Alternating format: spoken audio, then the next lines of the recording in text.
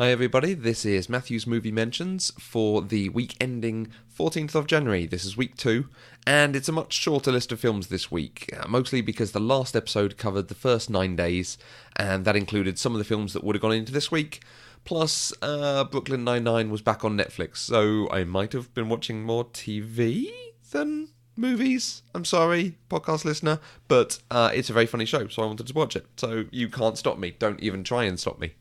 The 3 movies I got to watch this week were Groundhog Day, The One I Love, and Batman Assault on Arkham. Groundhog Day I watched for the Pop Culturally Deprived podcast that I do, which will be out on the 30th of January. It's still a really good film. A more critical look at it almost makes the film a lot more interesting. There's some problematic elements that really stood out to us. It was quite stark, some bits you're like, oh, you wouldn't do that these days, or that's been played for a very different message than you would in a modern equivalent.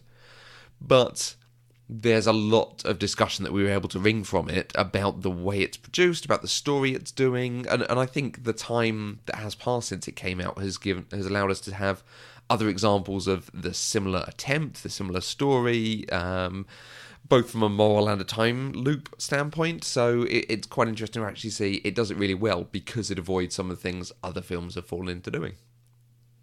The One I Love, in all honesty, I actually started this last year, but didn't finish. It started becoming a very strange couple drama, and I wasn't really enjoying it, so I turned it off, but I was getting fed up with Netflix having it listed as, oh, continue watching this film you weren't enjoying, so I watched it, which is probably me spiting myself. I'm not sure I'm glad I finished it, but it actually went to a place that I didn't expect it to. It seemed to have a slightly strange kind of fantasy sci-fi turn on it, whilst being set very much as a modern realistic film. A bit like some other films that I've seen recently that have been also kind of indie films. But it wasn't a happy film in the end. It rambled through bits of it where you kind of got the point, and I could see that because it was a drama they had to labour the point and build up the emotion of it, but I wanted to get to the next point and understand what it was doing. So, interesting but not great. Batman Assault on Arkham, we watched it for the Across the Arrowverse podcast that I do, that episode is now out, so you can go and hear the full discussion. Still a really fun film. I think it's probably better than the live-action Suicide Squad movie. It's interesting watching it with someone who's not into animated movies or the characters in the same way. It showed how some of this is doing standard stuff that really didn't stand up well, so I could see when attention was waning, and trying not to comment like, you need to watch, there's something coming up, which I know is an awful thing to do, and it's terrible when you're watching something that someone else has seen, so I try and stop, but I can't always avoid it. I'd recommend it if you like a good heist film, a superhero film, or something in the DC universe. It's good fun.